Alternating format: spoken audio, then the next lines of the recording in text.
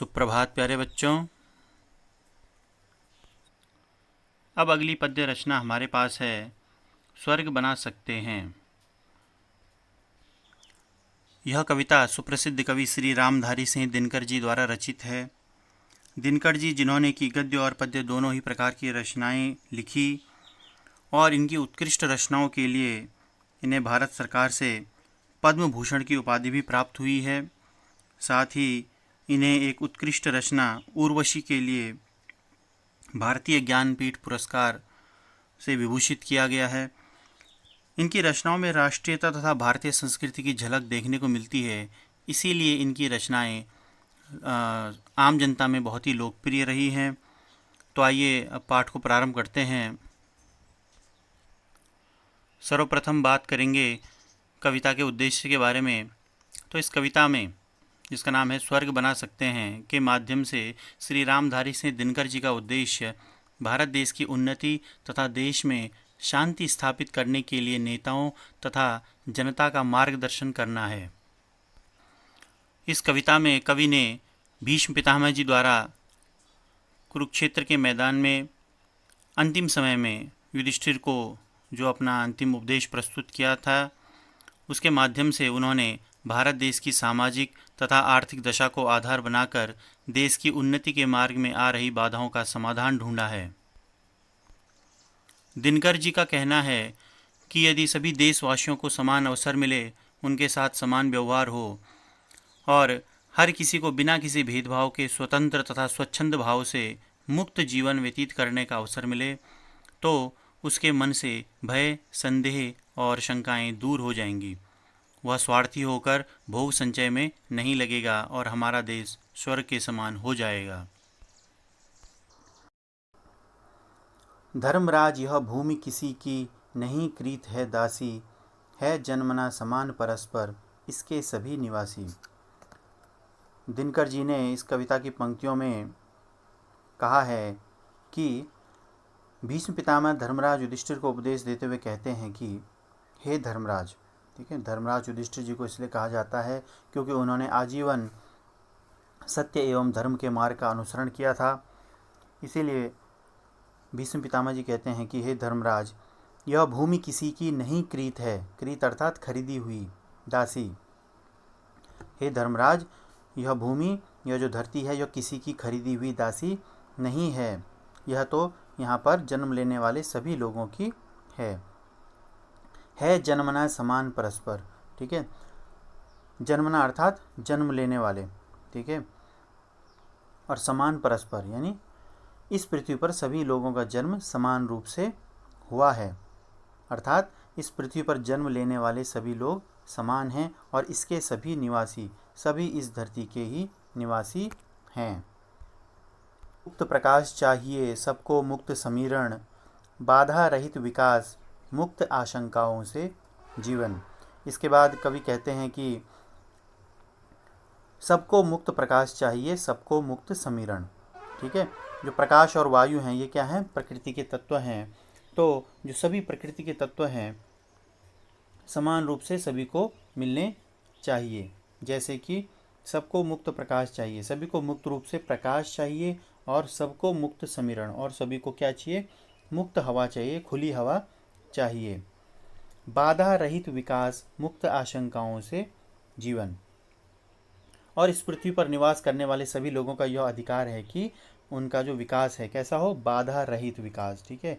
उनका विकास बाधा रहित हो और उनके विकास में किसी की भी प्रकार की कोई बाधा ना आए।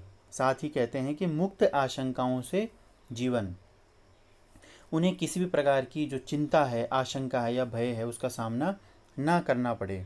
जीवन जो है कैसा हो? आशंकाओं से रहित हो, भय से रहित हो और चिंताओं से रहित हो।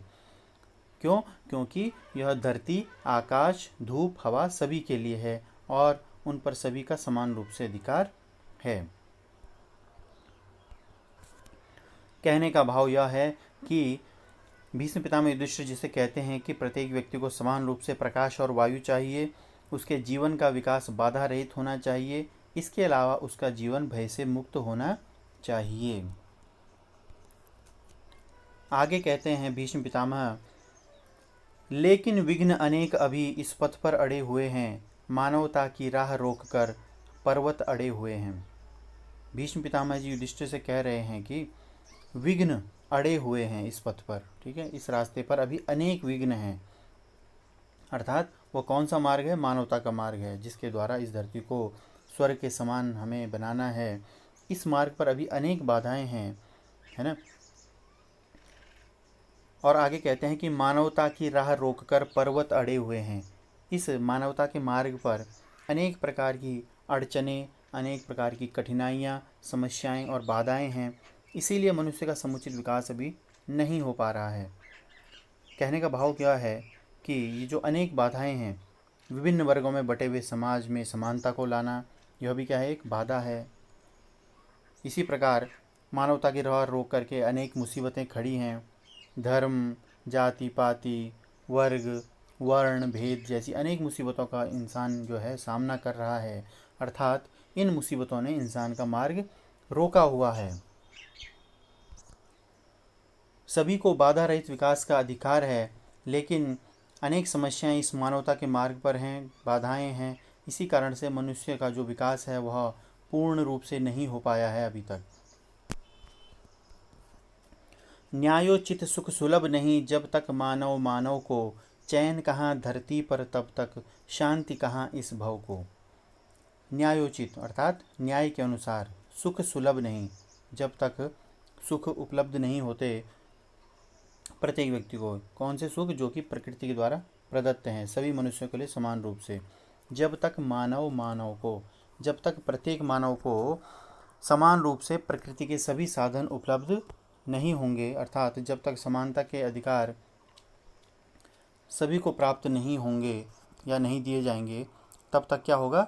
चैन कहाँ धरती पर तब तक इस धरती पर जो चैन है प्रत्येक मनुष्य को, वह नहीं मिल पाएगा, वह शांति उसे नहीं प्राप्त होगी।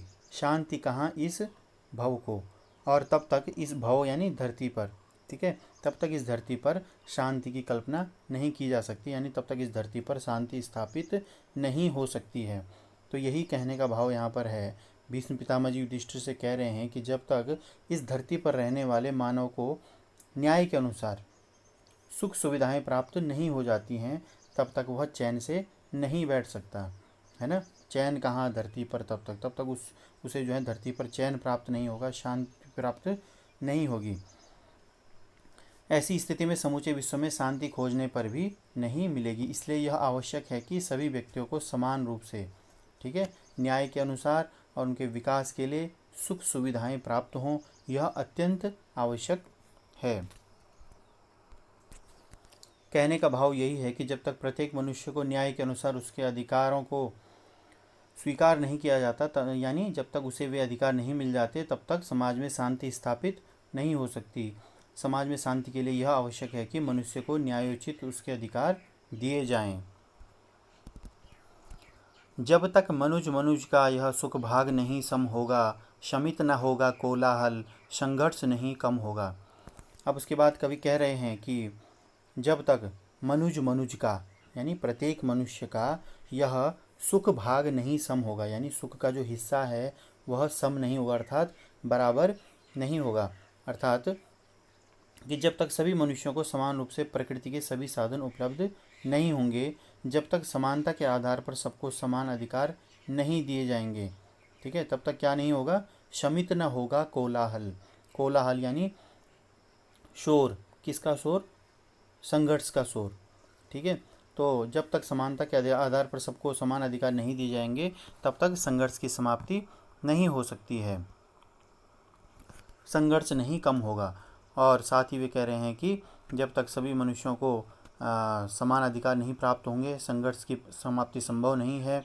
और जब सभी मनुष्यों को सुख प्राप्त करने के समान अधिकार मिल जाएंगे, तो यह जो शोर है, संघर्ष का जो शोर है, वह अपने आप ही समाप्त हो जाएगा। यही कवि का मानना है कि इसीलिए कहते हैं कि जब तक जीवन में समता का सुख सम नहीं होगा, बराबर नहीं होगा, तब तक मनुष्य के मन में असंतोष रहेगा, और असंतोष के कारण उसके मन में जो है अशांति बनी रहेगी। अन्याय के विरुद्ध मानवता का आंदोलन का शोर तब तक कम नहीं होगा, जब तक प्रकृति के साधन सबको समान रूप से नहीं मिल जाते। बच्चों, इस संसार में जो अशांति का जो सबसे प्रमुख कारण है, जो जो शोर है, जो संघर्ष है, उसका जो प्रमुख कारण है वह क्या है? असमानता का होना। प्रत्येक व्यक्ति को यदि उसके सुख जो साधन है, जो वो प्राप्त करना चाहता है, वह यदि उसको आसानी से प्राप्त हो जाएंगे तो फिर वह क्या होगा? शांतिपूर्ण अपना जीवन व्यतीत कर सकता है। लेकिन ऐसा होता नहीं है। किसी के पास बहुत अधिक है सुख भोगने के लिए, जबकि किसी व्यक्ति के पास 2 वक्त की रोटी भी खाने के लिए नहीं है। एक गरीब बच्चा जो कि गरीबी के अभाव में गरीबी में जी रहा है, सुख के अभाव में जी रहा है, वह सोचता है कि क्या खाऊं, क्योंकि उसके पास खाने के लिए भोजन नहीं होता है, इसलिए वो बोलता है कि क्या खाऊं। वहीं दूसरी ओर जो अमीर बच्चा है, जो कि सुख साधनों से बहुत अधिक मात्रा में संपन्न है ना, वह सोचता है कि क्या क्या खाऊं, क्योंकि उसके मेज पर बहुत सारे पकवान व्यंजन रखे रहते हैं। तो यह जो अंतर है, क्या खाऊं और क्या क्या खाऊं, है ना, तो यही संसार में अशांति और जो संघर्ष है उसका कारण है मुख्य रूप से। उसे भूल वह फंसा परस्पर ही शंका में भय में, लगा हुआ केवल अपने में और भोग संचय में। उसे भूल, आगे कवि कहते हैं कि जो मनुष्य है, ठीक है, वह क्या है? कर्तव्यों को भूलकर, उसे भूल करके, जो मानव के जो कर्तव्य हैं वह उसे भूल करके और फंसा हुआ है किसमें? शंका में, भय में। वह अपने कर्तव्यों को भूलकर संदेह के जाल में फंसकर रह गया है। इसीलिए वह क्या कर रहा है? लगा हुआ केवल अपने में और भोग संचय में। वह केवल अपने में लगा हुआ है, वह स्वयं तक ही सीमित रह गया है ना। और वह क्या कर रहा है? भोग संचय में।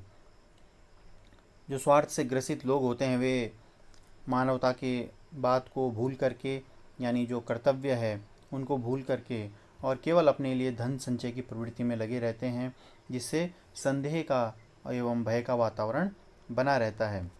तो यही कवि का कहने का भाव है कि मानव अपने कर्तव्यों को भूलकर संदेह के जाल में फंसकर रह गया है। भयभीत होकर वह अपनी शक्ति को बढ़ाने और सांसारिक चीज़ों का संग्रह करने में जुटा हुआ है। कवि के कहने का तात्पर्य यह है कि मानव केवल स्वयं का हित साधने में ही दिन रात संघर्षरत है। उसे किसी भी तरह इस धरती पर रहने वाले अन्य लोगों की परवाह नहीं है। ऐसे में शांति की कल्पना करना असंभव है। आगे कवि कहते हैं कि प्रभु के दिए हुए सुख इतने हैं विकीर्ण धरती पर, भोग सकें जो उन्हें जगत में, कहाँ अभी इतने नर। कवि कहते हैं कि प्रभु के दिए हुए सुख इतने हैं विकीर्ण इस धरती पर, यानी इस धरती पर ईश्वर ने प्रचुर मात्रा में सुख के इतने सारे साधन उपलब्ध कराए हैं, इतने सारे साधन दिए हैं कि उससे सभी मनुष्यों की सभी आवश्यकताएं पूर्ण हो सकती हैं। ठीक है। जो स्वार्थी लोग हैं, यदि वे अपने लिए जो है धन संचय की भावना को छोड़ दें, इस प्रवृत्ति को त्याग दें, तो पृथ्वी के साधनों का उपयोग सभी मनुष्य कर सकते हैं। भोग सकें जो उन्हें जगत में, कहाँ अभी इतने नर। और इतनी जो विकीर्ण सामग्री है सुख उपभोग की, है ना, यदि सभी लोग सही तरीके से उन संसाधनों का उपयोग करें, है ना, तो सबके उपभोग करने के बाद भी वे जो सुख हैं, जो साधन हैं, वे बच जाएंगे। कहने का भाव क्या है कि इस धरती पर किसी भी चीज़ की कमी नहीं है। इस धरती पर भोग सामग्री का जितना विस्तार है, अभी उसका उपभोग करने वाले उतने मनुष्य नहीं हैं। यही कहने का भाव है कवि का कि ईश्वर ने मानव को इस धरती पर अनेक प्रकार के सुखों का विशाल भंडार दिया हुआ है। यदि उसका सही ढंग से इस्तेमाल किया जाए तो धरती के सभी मानव भी उसका उपभोग करके खत्म नहीं कर सकते हैं, यह कवि कह रहे हैं। और यही वास्तविकता है आज के संदर्भ में, आज के परिप्रेक्ष्य में। जो अमीरी गरीबी का जो अंतर है, यही इस अशांति का कारण है। लोग स्वार्थवश होकर के और दूसरों के अधिकारों का हनन कर रहे हैं। केवल स्वयं के लिए इकट्ठा करने की प्रवृत्ति आज मानव के अंदर उत्पन्न हो चुकी है, जो कि जोर पकड़ती जा रही है। केवल व्यक्ति अपने लिए ही जी रहा है, स्वयं तक ही सीमित है, जबकि प्रभु की कृपा से इतने संसाधन उपलब्ध हैं कि अगर सभी लोग उन्हें ईमानदारी से भोगें, है ना, सही ढंग से उसका यदि इस्तेमाल किया जाए, तो फिर भी यह जो भंडार है वह खत्म नहीं होगा। नहीं कर सकते सभी मानव मिलकर भी इस भंडार को खत्म। अंतिम पंक्तियां हैं अब। सब हो सकते तुष्ट एक सा, सब सुख पा सकते हैं, चाहें तो पल में धरती को स्वर्ग बना सकते हैं। अब कवि कहते हैं कि सब हो सकते तुष्ट एक सा, सभी लोग एक समान रूप से क्या हो सकते हैं, संतुष्ट हो सकते हैं, और सब सुख पा सकते हैं, सभी लोग सुखों को प्राप्त कर सकते हैं। चाहें तो पल में धरती को स्वर्ग बना सकते हैं, और चाहें तो पल में ही धरती को स्वर्ग बनाया जा सकता है। कहने का भाव क्या है कि यदि कुछ लोग केवल अपने धन संचय की जो दुष्प्रवृत्ति है, अगर उसका त्याग कर दें, उसको छोड़ दें, तो भी सबके भोगने के बाद जो खाद्य सामग्री व अन्य पदार्थ जो हैं वे बचे रह जाएंगे, और ऐसी स्थिति होने पर सभी लोग क्या हो सकते हैं, संतुष्ट हो सकते हैं। सब हो सकते तुष्ट एक सा, और सभी सुख पा सकते हैं, सभी लोग समान रूप से सुख पा सकते हैं। और यदि ऐसा हो गया है ना, तो फिर चाहें तो पल में धरती को स्वर्ग बना सकते हैं। यदि ऐसा संभव हो तो पल भर में ही इस धरती को स्वर्ग के समान बनाया जा सकता है, अर्थात फिर इस धरती पर वे सभी सुख उपलब्ध होंगे जो कि स्वर्ग में उपलब्ध होते हैं, अर्थात जो शांति है और जो सुख हैं, जो संसाधन हैं, जो जीवन जीने के लिए आवश्यक हैं, है ना, शांतिपूर्ण ढंग से, वे हमें स्वर्ग में जो प्राप्त होते हैं वो यहीं पर प्राप्त हो जाएंगे। तो यहाँ पर कहने का मूल भाव यही है कि ईश्वर ने मानव को जो अमूल्य भंडार दिया है उससे धरती के सभी मानव तृप्त हो सकते हैं। यदि मनुष्य स्वार्थ रहित होकर इन सुखों को समतापूर्वक भोगे, यानी बराबर, है ना, कोई किसी के अधिकारों का हनन ना करे, कोई किसी से सुख ना छीने, दूसरों के सुखों को ना छीने, तो फिर सबको बराबर का सुख प्राप्त होगा और सभी लोग संतुष्ट भी रहेंगे। आवश्यकता है तो भी केवल परस्पर तालमेल की, ठीक है ना, जो कोऑर्डिनेशन है। ऐसा करके यदि वे चाहें तो धरती को स्वर्ग में बदल सकते हैं। यदि प्रत्येक मनुष्य चाहे तो स्वार्थ की प्रवृत्ति को त्याग करके और इस धरती को एक बेहतरीन स्थान बनाया जा सकता है, अर्थात जैसे स्वर्ग के समान इसको बनाया जा सकता है। तो बच्चों, इस तरह से आपने दिनकर जी की इस सुप्रसिद्ध कविता को सुना, स्वर्ग बना सकते हैं। इस कविता के माध्यम से कवि ने यह संदेश देने का प्रयास किया है कि यदि प्रत्येक मानव अपने स्वार्थ की जो दुष्प्रवृत्ति है उसको त्याग दे और सभी के अधिकारों की रक्षा करते हुए और ईमानदारी पूर्ण जीवन व्यतीत करे, तो इस धरती पर स्वर्ग की कल्पना संभव है। अर्थात यदि हम केवल अपने लिए ही जीने की इस प्रवृत्ति को त्याग दें, केवल अपने लिए धन संचय करने की प्रवृत्ति का त्याग कर दें, तो वास्तव में इससे किसी के भी अधिकारों का हनन नहीं होगा। सभी लोगों को उनके सुख का जो हिस्सा है, समान हिस्सा, वह प्राप्त होगा और इस तरह से इस संसार में शांति की कल्पना की जा सकती है और इस धरती को ही स्वर्ग के समान रहने योग्य बनाया जा सकता है। तो प्यारे बच्चों, इस तरह यह पाठ समाप्त हुआ। इस कविता के प्रश्नोत्तर मैं आपको PDF फाइल के माध्यम से भेज रहा हूँ और आप सभी लोग इस कार्य को यथाशीघ्र अपनी अभ्यास पुस्तिका में अवश्य कर लें। जो वर्कबुक आपके पास है उसमें अभी तक पढ़ाए गए जितने भी पाठ हैं सभी के प्रश्नोत्तर आपको PDF के माध्यम से भेज दिए गए थे। उम्मीद करता हूँ कि आपने वह कार्य पूरा कर लिया होगा। 19 तारीख को आप लोगों का समय नियत किया गया है कॉपी चेकिंग के लिए। आपको वर्कबुक में पूरा काम करके और उसे चेकिंग करवाने के लिए भेजना है। यदि किसी का कार्य अधूरा है तो वे अपना कार्य शीघ्रता से पूर्ण अवश्य कर लें। आज के लिए बस इतना ही। धन्यवाद।